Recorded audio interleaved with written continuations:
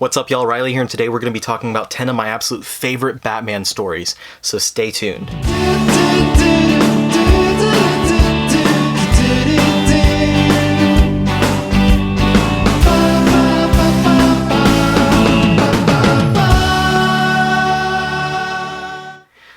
Alright, so this is my top 10 Batman stories of all time right now, and this is a list that changes around a lot, so the books that are on this list now might not be the same 10 books that I talk about if I was to do this video next year, but there's a lot of cool stuff on this list. Before I talk about those books and what those books are going to be, let's go ahead and give a couple of shout outs. Number one, huge shout out and thank you to my Patreon subscribers. You guys are awesome. Thank you so much for helping me to make this channel better. If you enjoy what you see on this channel and would like to help me to make the channel better, then go ahead and click the link down below. That'll take you to my Patreon page. You can see what we got going on over there and decide if you want to help me to do what I do and do the best that I can. Number two, big shout out to the Omnibus Collectors Network. That is the other YouTube channel that I do some work on with a lot of other awesome YouTubers. We have a great time over there talking every single week, multiple times a week, about comics, manga, anime, movies, video games, TV shows, all kinds of stuff. We talk about it all and we have a great time. So if you enjoy what I do over here, definitely check them out over there because you'll love what you see there. And finally, if you're new to the channel and you haven't subscribed just yet, or maybe you've been here for a while and haven't done it yet, then hit that subscribe button down below. You'll get notified of all the awesome videos that I put out every single week. Now, without further ado, let's start talking about Batman. Before I start going through the list, I want to make sure that I mention these are not all particularly in order of like my number 10 to my number 1. I'm doing a lot of these kind of in chronological story order, more or less, and the reason being is because I noticed that a lot of my favorite Batman stories are also a lot of really great stories for people who are wanting to get into Batman, and so I wanted to talk about those books not only as being some of my favorite stories, but mentioning them in a way that if you're not familiar with the character and you've never read a Batman comic, or you want to read more good beginner Batman comics, I'm presenting these in a way that is beneficial to you. So let's go ahead and start talking about these. My number 1 is going to be my actual number 1 though, but everything else is kind of in just an order that benefits this video essentially. And I've got a lot of like honorable mentions and stuff that I'm going to mention in between each of these books, so it's going to be more than 10 ultimately. But my first one I'm going to mention, of course, is Batman Year One, and this is a fantastic 4-issue storyline by Frank Miller, legendary Bat Scribe, along with art by the amazing David Mazzucchelli. This is the story of Batman's first year as a crime fighter. So we get this very not experienced, a lot more immature version of Batman, and it is a very nice, very dark story that I think works as a fantastic first Batman story because it does introduce the character really well. Not only does it introduce us to Batman and to Bruce Wayne, but it does a great job as being a great introduction to characters like Commissioner Gordon. It's not a super long story. Like I said, it's only 4 issues, so it's a very easy, very accessible one. It's one that gets reprinted quite a bit. It's got multiple different paperback editions. There was an older deluxe edition hardcover that came out a while ago that had some newer colors that I wasn't a big fan of, but this newer deluxe edition has updated, remastered coloring in it, and I really love the way that this looks, how it pops off the page. So this is my choice for, if you're not going to have the single issues, this is probably the best edition of the story I believe that's out there. There's also the Absolute edition out there, which is also a great representation of it, but it is a little pricey because it comes with 2 versions of the story, one with the updated coloring and one with the original coloring. If that's your kind of thing, then definitely grab that, but if you're someone who's never read Year One before, I definitely recommend picking up either the paperback or this deluxe edition because it is fantastic. And of course, Frank Miller's done so much good Batman work. This one's not in my top 10 list today, but I wanted to mention this. Batman The Dark Knight Returns. I have the Dark Knight Saga oversized hardcover, which collects both Dark Knight Returns and Strikes Again. This is a great and grim future story of Batman years down the line. This takes place, basically the idea is after Jason Todd is slain by the hands of the Joker back in the whole Death in the Family story arc, this is kind of Batman retires, and this story is bringing him out of his retirement years down the line while a bunch of characters, villains, and other heroes are aged as well. It's a fantastic story. Not in my top 10 right now, but it is definitely one of those great Batman stories that if I was doing a top 25, that one would definitely be here. But I don't have an hour to do this video right now, and I know no one wants to sit here for an hour listening to me talk about Batman. So anyway, next, this is another story that takes place around the time of year 1. And this is the retelling of the introduction of Batman's greatest foe of all time, and that is Batman the Man Who Laughs. Now, not to be confused with the Batman Who Laughs, the new villain introduced a few years back during Metal by Scott Snyder. This is a graphic novel by Ed Brubaker along with Doug Mahnke on art that tells a new version of the first case that the Batman took up against Joker.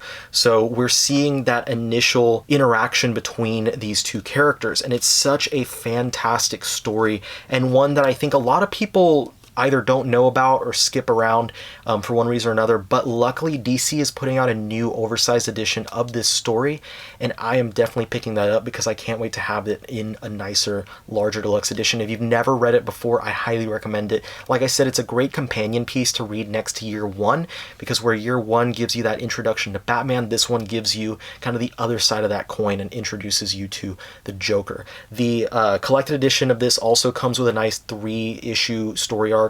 It's a kind of a mystery that sees Batman team up with Alan Scott, the Golden Age Green Lantern. So that's a nice little add-on that this and the new deluxe edition will both have. And this brings us into years 2 and 3. And now I'm not talking about the actual Batman Year 2 storyline. And I know there was another story arc that was titled Year 3 as well.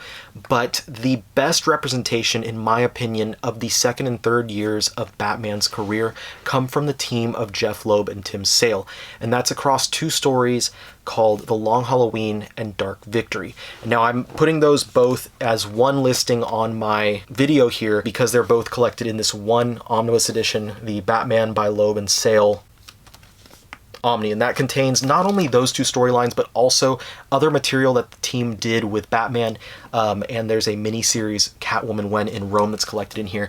These are some of my absolute favorite Batman stories of all time. The Long Halloween is a year-long mystery that Batman, during his second year of crime fighting, has to solve, and it involves a lot of different members of his rogues gallery, including a lot of the mobsters and stuff, the street level villains that he winds up dealing with. And the main draw here is the introduction, the origin of one of my absolute favorite Batman villains of all time, Two-Face. We get to see the creation of Harvey Dent becoming Two-Face, and it is such a great sequence. It is such a great story that's told in here, and the version of Two-Face that is drawn by Tim Sale is one of my favorite versions of that character. As well, Tim Sale does a really frightening version of the Joker that appears in here that is just great stuff. Dark Victory, the direct follow-up, tells a story of year 3 of Batman, and the main draw in that one is that we get to see the origin of Dick Grayson as Robin. We see Dick Grayson go through the tragedy that is very similar to the tragedy that Bruce went through all those years prior. And we see Bruce take him under his wing and wind up adopting him as his ward, and eventually seeing Dick take on the role of Robin and joining Batman as his partner in fighting crime. Those 2 stories together make such a fantastic look at Batman, and I think these last several stories that I recommended, Year 1, The Man Who Laughs, and then these 2, Long Halloween and Dark Victory, are a great starting point for any new Batman fan to read some great Batman stories that give you a really good understanding of who he is and also who his supporting cast and a lot of his major villains are. And now we're going to move forward to another one of my favorite Joker stories and another book that winds up on a lot of people's lists of favorite Batman titles, and that is The Killing Joke. This is written by Alan Moore with art by Brian Bolland, and it is a fantastic storyline. I want to note here that this deluxe edition has a recoloring that's kind of muted compared to the original coloring of The Killing Joke. If you can find a version that has the original coloring, I really recommend it because it is fantastic, really bright, fluorescent, just oftentimes psychedelic colors that go with this, whereas this one is a lot more muted and realistic with its coloring, which is fine, it works, but the original is something to see. Now, this story is noted really well as being, the whole idea behind it being that the Joker is trying to prove that one bad day can turn anyone into a bad guy, turn anyone into someone like himself. But my favorite thing about this is that while he's so hell-bent on proving this point, he fails miserably. and it's shown that it's not one bad day that does that to you. The Joker didn't become the Joker because of one bad day. The Joker became the Joker because of a lot of other things, and it's something that's part of him. So this works as not only a great Joker story, but also a great Joker origin story. So if you're a fan of that character and you haven't read The Killing Joke, or you're new to Batman and you want to know more about the Joker, this is one of the quintessential stories for Batman and for the Joker. And it also was a huge turning point for Barbara Gordon, Batgirl, as she from this point on would wind up taking on the new role of Oracle. Great story. It is available in the deluxe edition, and I believe it's also part of the DC Stories of Alan Moore collection. So if you buy that one, that might have the original coloring. So there's multiple ways to check it out, but definitely a must-have for all Bat fans. Now, this next one is one that I don't think a lot of people give a lot of respect, and I know I'm a little bit biased due to the writer of this story, but I think this is one of the best Batman titles, and that is Batman Gothic. Now, again, I have the deluxe edition hardcover. This is also available in paperback. This is a 5-issue story from the Legends of the Dark Knight series. Grant Morrison was joined by artist Klaus Janson to tell this very kind of horrific story, this mystery that Batman is having to solve that deals with a character that comes back from his childhood, someone that haunted him when he was much younger, when he was in primary school. And I think it's a great story because that's kind of an era of the character that we don't visit too often.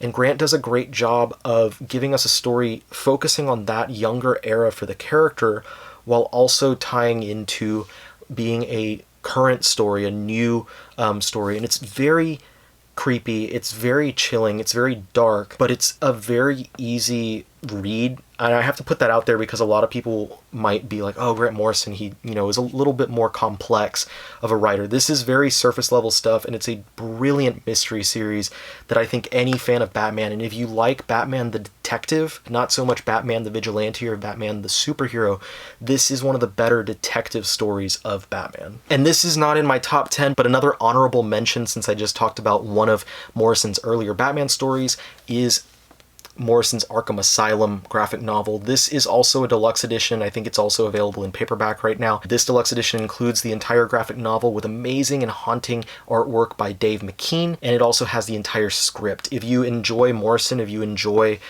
his takes on Batman and stuff, or if you just want one of the creepier Batman stories, this is a great one to pick up. Now, skipping several years ahead, I'm moving past some of the big storylines like Nightfall. I love Nightfall for what it is, and I absolutely do love the first part of Nightfall, where we see Batman put up against a villain that is really a both physical and mental force for him to reckon with. I think that later on Nightfall kind of stumbles a lot in the second and third parts, but that's another kind of honorable mention here. It is a classic storyline, but the next really huge storyline that happens for Batman and in Gotham is, of course, Cataclysm and No Man's Land. Now, Cataclysm was a huge earthquake that turns Gotham into rubble, and during that it winds up making it possible for a lot of the greatest villains in the underground of Gotham, these villains and criminals, to come and rise up and kind of take control of Gotham City while it's in tatters. And it is up to Batman and his crew of partners and friends and the other Bat-related heroes and Jim Gordon and the GCPD to try and stop this and take down No Man's Land. It is a great story that gives you an amazing look at pretty much all of Batman's supporting cast, and also a great look at so many members of Batman's rogues gallery. All of the biggest villains and all of the biggest heroes appear throughout No Man's Land, and it is an amazing story in my opinion. It has some ups and it has some downs, but overall I think it's something that's really worthwhile, and if you can get the collected editions of this, I highly recommend it. Plus, it has some of the greatest writers that have done any Batman work working on these series all at the same time, because it was a massive crossover across every Batman title over the course of like a year or two. Now, we're getting more towards some of the stuff from the past decade or so, and I know I'm going to be skipping past a couple people's favorite Batman stories. I know a lot of people love Batman Hush, and a lot of people love Under the Red Hood, and I think both of those are great. Under the Red Hood is definitely one of the best Batman stories ever, and Hush, while it hasn't aged the best, is still a great introductory story for people who want a more modern take on Batman, because it does give you a great mystery that involves pretty much every member of Batman's rogues gallery. But we're moving past those and talking about one of my absolute favorite Batman stories, and that is Scott Snyder's The Black Mirror. Joined with both artists Jock and Francesco Francavilla, Scott Snyder tells a dark and haunting story that involves Dick Grayson as Batman. This takes place in the year leading up to the New 52. During that time, both Bruce and Dick were acting as Batman, and this sees Dick going off solo, no longer working alongside Robin, which he had been for the previous year and a half or so, and it introduces a new mystery and a new villain that's supposed to kind of act as, like the title suggests, this dark reflection of Dick and his version of Batman. It is such a great and haunting story, and one of my favorite Batman stories, and I've read it so many times over, and I get new things out of it every time because it's a great mystery that leaves the clues there for you to follow, and you can unravel the truth behind it as you go forward. It is something that I absolutely love, and both Jock and Francavilla really bring their A game to this storyline, and I think it's just some of the best Batman stories that we've gotten, period. Now, speaking of Scott Snyder, that brings us to some of his later Batman work. Pretty much directly after he finished that story, The Black Mirror, he wound up taking over on Batman during the New 52 and utilizing kind of this soft relaunch to tell a very new reader-friendly story. Now, I have the Batman by Scott Snyder and Greg Capullo Omnibus here, but what I'm talking about is the first year worth of stories in there, which is the Court of Owls and the Night of Owls. Now, he kind of teases the Court of Owls during his previous miniseries Gates of Gotham, which is another great little Batman miniseries to check out if you want some extra reading. But in this storyline, he reveals this new group of villains, the Court of Owls, and they are this mysterious group that has lurked in the shadows of Gotham, apparently for centuries. Bruce does not believe that they exist, and that's a major facet of the storyline, is that Bruce is denying the fact that the court exists because he says if they did, he would have found out about them sometime in the past, decades that he's been living in Gotham and been such a prominent part of Gotham. He would know about it. And it's this very disturbing storyline that does so much to just break Bruce down and mess with his psyche until eventually he cracks and has to face the court themselves and deal with them head on. Snyder's villains in this storyline, the Court of Owls, are something that people have adopted so readily that they've transcended just being part of the comics, and we've seen them very quickly get adopted into television, and also they're going to be appearing as a major antagonist in the new Batman Gotham video game, the one that was teased recently at DC Fandom. So I absolutely love this storyline, and Snyder has a lot more worthy storylines during his run on the New 52, but I do think that his first year worth of stories is the best material that he put out there. But if you wind up enjoying that, I do recommend continuing forward and reading like Death of the Family, Year Zero, Endgame, and all that stuff as well. Now, this brings us to kind of the secondary Batman title that was happening around that same time during the New 52, and this has one of my absolute favorite Batman writers on it, and that is Batman and Robin by Peter Tomasi and Patrick Gleason. Now, this is the omnibus edition of that entire story, but the main story that I want to talk about, and this, I'm going to mention some little spoilers here, so if you haven't read Batman Incorporated by Grant Morrison, just keep in mind there's some spoilers here. At the end of that storyline, Damian, of course, Batman's son, Bruce's son, Damian, dies. Damian had been acting as Robin for the past several years, and Bruce, losing his son, is stricken with grief and kind of goes through the storyline where in the latter half, I guess, of this run that's collected here, he goes through the 5 stages of grief while visiting a lot of the members of the Bat family, visiting, Nightwing and Batgirl and Red Hood and stuff like that. And eventually it leads towards him, instead of being able to cope with Robin's death, he decides, I don't need to cope with it, I'm going to solve it. And I'm going to figure out a way to bring my son back. And it leads into this whole storyline, the search for Robin, where the rest of the series is him just going to hell and back to get his son and resurrect him. And it is a brilliant storyline and one of my favorite Batman stories of all time. If you have not read this, I highly recommend it. This entire omnibus is brilliant. And like I said, Tomasi is one of the best Batman writers of all time. He's still writing Batman stories to this day, and they are still some of the best ones on the stand.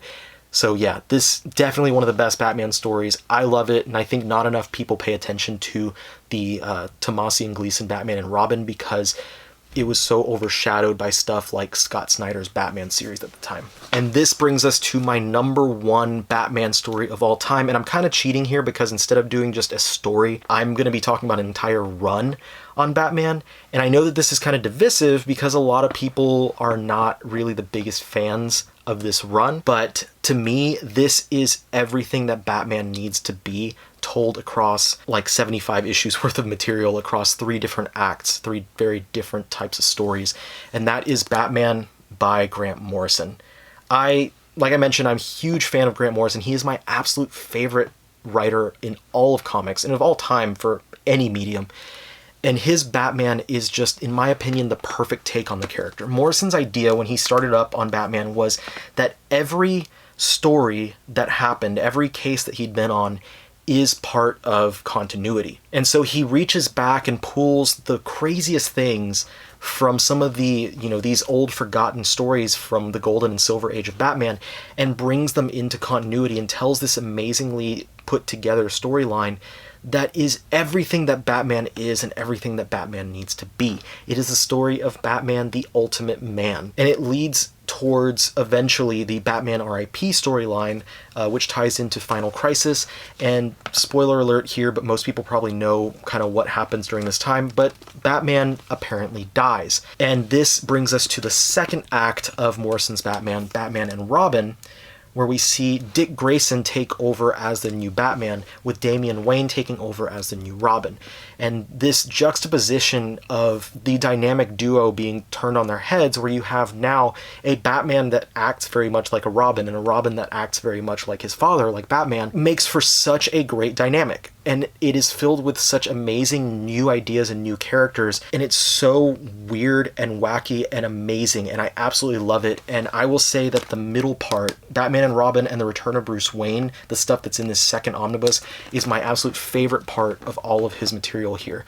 And this leads, of course, into the third and final part, and that is Batman Incorporated. And this omnibus just came out. I don't have it with me just yet, but it is getting shipped to me at the moment, and it is a fantastic wrap-up of everything that was going on. It pulls from a lot of the storylines that were happening in the earlier parts of Morrison's Batman and from Batman and Robin, and brings everything together into this one big storyline, this huge thing with these villains that Batman and the Bat family have been dealing with now for quite a while.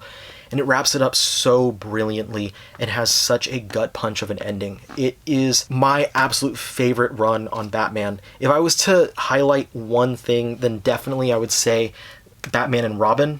There is an absolute edition of that just contains the issues of that series. It is so well done. It's like this weird topsy-turvy version of the Batman 1966 TV series, in that it's very wacky, but it's also very dark and very disturbing in the types of new characters that Grant Morrison introduces in here. He introduces some of my favorite new Batman villains, such as Professor Pig and Dr. Hurt, and we see Flamingo as well. Just amazing things in here. It is my absolute favorite Batman run, bar none, #1, and it probably will not move from that spot in a long time. Now, I mentioned earlier there's a lot of my favorite Batman stories that I didn't mention here, but the goal here was not only to talk about 10 of my favorite Batman titles, but talk about some Batman titles that are really accessible for new readers. So I hope that this video was successful in that.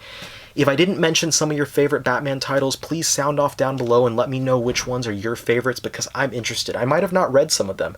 I love Batman, I've read a ton of Batman stories, but I've also got way more that I haven't read. So there's a lot that I'd like to check out. So let me know in the comments what you thought about my list and what was missing from my list that you love. So thank you so much for watching the video with me. I had a great time making this, and I hope you had a great time watching it, and I'll see you guys on the next one. Peace out.